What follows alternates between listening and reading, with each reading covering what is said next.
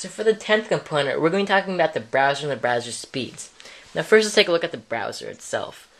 So there's a browser where we opened it up. Let's go to google.com, just a nice little homepage. So there you have your URL box and your search box up there, just like on all Android phones. And then you have a little voice command option there in case you don't want to type. And in your options, they're basically the same thing as on the original Android phones. Like, for example, I have a Motorola Droid original here with me right now. And the browser, basically the icons are just a little bit different, if you can see that. The browser on the Droid X is a little bit more graphical, the icon. And it's a little bit more, cartoonish, or you can say, on the Motorola Droid. So the browsers themselves, though, when you open them up, they're basically the exact same. You have the bar at the top, you have the add to bookmarks, you have the voice commands. When you go like that, you have the voice commands. Your options are the exact same, just a little bit different icons.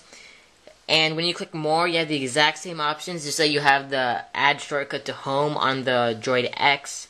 But that's basically it. You're not going to really be using that much. So yeah, the browsers are basically the exact same on both devices. So in terms of the Droid X, if you're looking for a whole new browsing experience, it's not going to be that much different from other Android devices. So now let's take a look at the speeds here.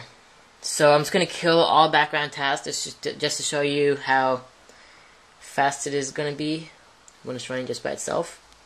So there we go, I killed it all, and there my apps are loaded. And let me go ahead and turn on Wi-Fi. So we're going to be doing two separate tests here, one with Wi-Fi and one over 3G. There we go. So I'm getting about 2 bars out of 4 bars for my Wi-Fi, which is decent. So obviously the speeds are going to vary depending on how strong your Wi-Fi signal is and your 3G signal, but I get a pretty decent signal here, so it should be a good, yeah. So let's go ahead and go to Gizmodo.com.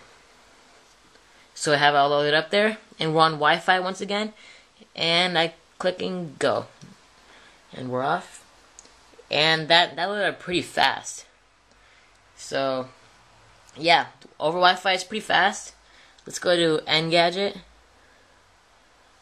Oops, not Engadget. Gadget.com. And we're off. And once again, it took maybe 1 or 2 seconds just to load that up. And that was pretty fast.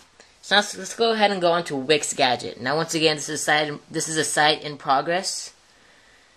But it should be coming soon. So stay tuned for that. And we're off. It'll probably take a little bit more time to load because we don't have a mobile or touch version of the website. But it still should be there. I don't know why it's not going. As you can see, the loading bar is stuck there. Maybe it'll help if we... Oh, there, the loading bar is coming. It's going. It's going. And there. So, as you can see, here's WixGadget. We're going to have all kinds of reviews and things like that. So yeah, that's WixGadget. So that was a sneak peek at the Wi-Fi speeds there. So the task should still be killed, so I don't have to redo that. So let me just turn Wi-Fi off and let's see how it performs over 3G. So I turned it off there. And I'm getting about 4 bars out of 4 on 3G. So that's pretty good. So now let's go ahead and go on to the exact same size. Let's go to Gizmodo.com first. Do.com. There we go. And we're off. It's loading. And there. Pretty fast. More or less, it's a little bit faster or a little bit slower than the over Wi-Fi. Now let's go ahead and go into Engadget.com. And we're off. And once again, that's pretty stunningly fast. Now let's try WixGadget. WixGadget.com. There we go. And it's loading. And it's going. And there. So it was faster than the first time. Maybe because we've previously loaded this website on the device. So that may have had some influence. But yeah. So the Motorola Droid X over 3G performs stunningly well, I've seen. Comparing to my iPhone 4, you can check out that comparison video on my channel. But it performs slightly faster over 3G than the iPhone 4 and other devices that I've seen. So the Droid X browsing experience is pretty good for an Android device. So for the 11th component, we're going to be talking about the multitasking on the Droid X. So first, let's open it up, and let's just kill all apps just so that we can start fresh. Go to the task panel there, and kill all background tasks. And let's go home, and there we go. So here we have no task running in the background other than the default phone system, whatever is running in the background. So let's go ahead and open up a few things here. Let's open up the Android market. Let that load. Let's go back. Let's go to Google. Just go to eBay. So let that. There we go. Let's go to Fring. And let that load. And let's take a look. And let's open up camera. Let's go out.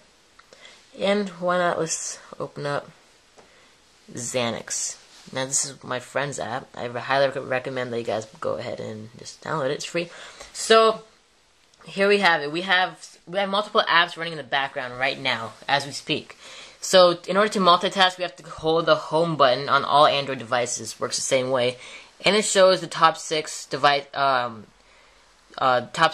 that are running in the background as of now. So as you see, we have all the apps that we've opened up. Let's go ahead and let's go to Fring. Opens up instantly right away. Let's go to market. And there we go, right away. Let's go to camera. It's already up there loaded. Let's go to Xanax. That's also right there. So if you want to compare the multitasking here with, let's say, the iPhone 4's new or the iOS 4's new multitasking capabilities, I'd have to go with the Android's multitasking, because this is real true multitasking. Unlike on iOS 4 where the app simply pause in the background.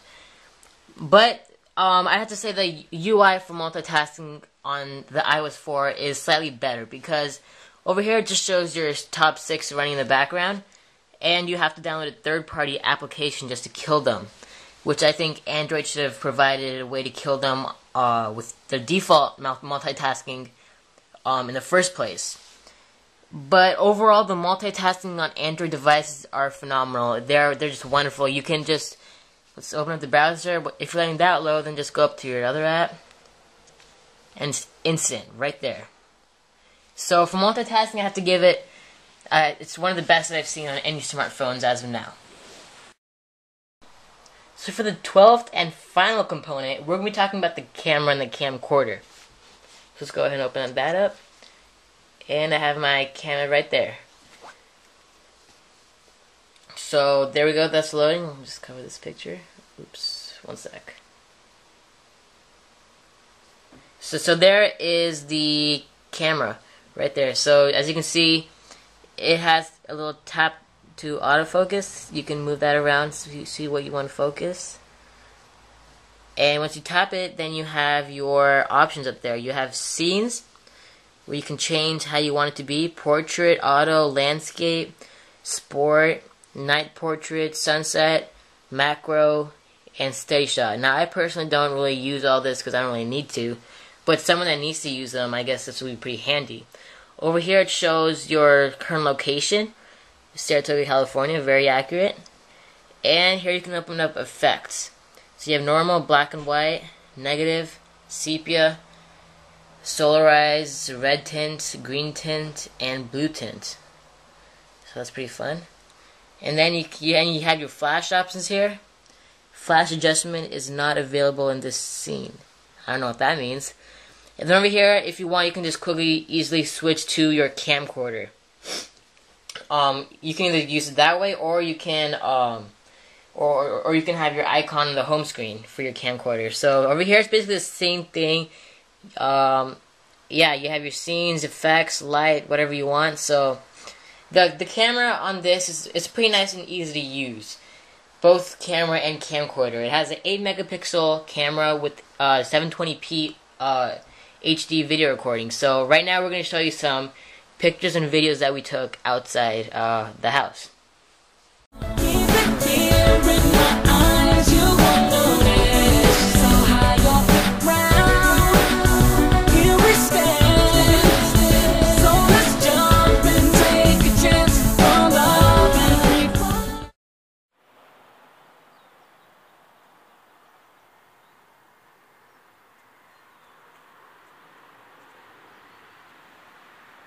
So right now it's pretty bright outside, but you're going to be taking pictures in the sun anyway, so you should see how it looks.